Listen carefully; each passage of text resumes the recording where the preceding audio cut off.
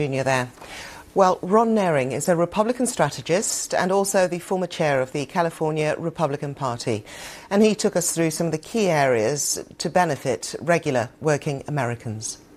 A couple of important ways. One, it removes the tax on tip income, for example, for those people who earn a substantial portion of their income from tips. It makes permanent the child tax credit, which is a credit against the federal income tax obligation of people who have children.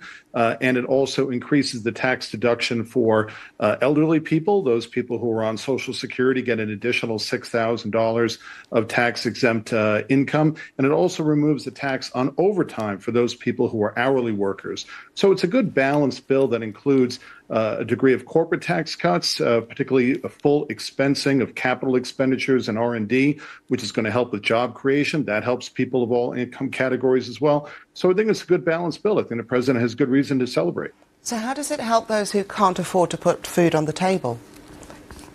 Well, one of the things that it does is that we've heard a great deal about is the fact that it imposes a work requirement for able-bodied recipients of Medicaid, and that is a 20-hour-a-week work requirement for able-bodied individuals who are able to work who don't have small children. A reform like that is designed to make sure that the Medicaid program will be around for those people who need it. It does the same with a food benefit requirement. Again, 20 hours of work for those people who are able to work and do not have small children. Those are good common sense reforms to make sure that the aid is going to those people who need it and that able-bodied individuals who are on public assistance who don't have small children are incentivized to enter the workforce and contribute in that way. Why do the wealthy need a tax cut?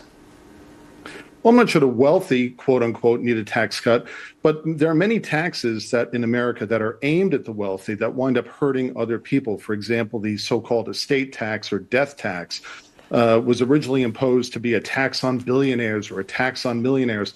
But in practice, that tax, what that does is that it essentially forces the sale of family-owned businesses and family farms after someone passes away because the recipient of that is not able to pay the tax burden, which is due up front.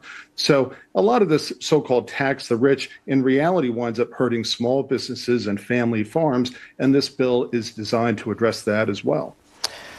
Looking ahead to the midterms, there was a recent poll from the Quinnipiac University in June that showed 53% of American voters opposed to this bill. If indeed those who are going to lose food assistance lose their Medicaid, come to the midterms 2026 and they see and experience the reality of this bill, are you concerned that you won't survive it? I think there's certainly an education process that has to take place. And the Democrats, of course, have staked their entire future on opposition to this bill. They've staked their future in opposition to a bill which removed taxes on tip income, that removed taxes on overtime, that increased tax deductions for the elderly, and so on. They've staked their political future on that. So, of course, they're highly incentivized to go out and spin this in the most negative way possible. But I think by the time 2026 comes around, the economy will be feeling the benefits of the full expensing of capital expenditures and so on. So when businesses invest in new plant and equipment that they can take that full tax deduction now, that's going to increase economic growth in America as well. And of course, the Republicans will be busy educating people not only in terms of what the bill does, but the fact that the Democrats opposed it, including the tax cuts that are squarely aimed at the working poor and the middle class. And what do you make of the two Republicans who oppose this bill?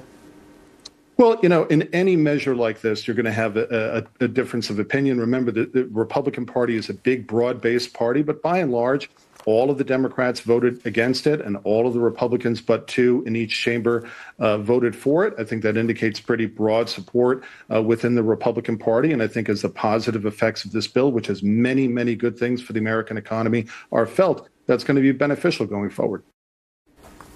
The funeral for the Liverpool footballer Diogo Jota